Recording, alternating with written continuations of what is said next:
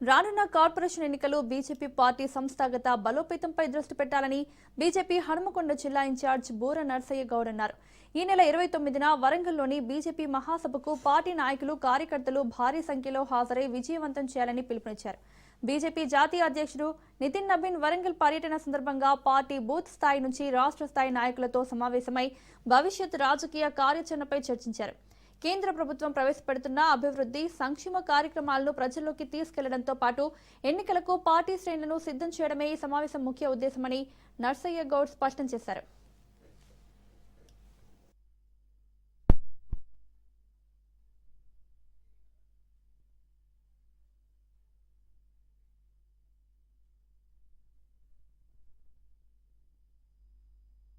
ఫీజుల రియంబర్స్మెంట్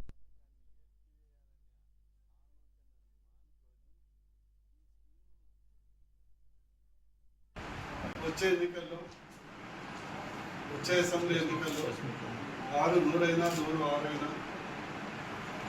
ఖచ్చితంగా తెలంగాణ రాష్ట్రంలో బీజేపీ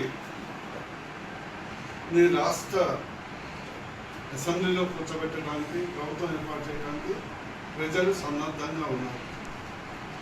ఈ సందర్భంగా నూతనంగా ఎన్నుకోబడినటువంటి జాతీయ అధ్యక్షులు నితిన్ నబీన్ జీ మొదటిసారి తెలంగాణ రాష్ట్రానికి రాబోతున్నారు.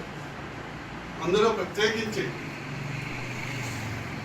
యావత్ తెలంగాణ కంటే మన ఉమ్మడి వరంగల్ జిల్లా ఊరుగల్లుకు పునర్వైభవం చేయడానికి బీజేపీ కంకణం పెట్టుకుంది.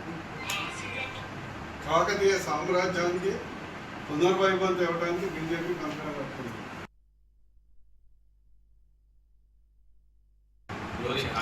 తెలంగాణ పరిపాలించారు.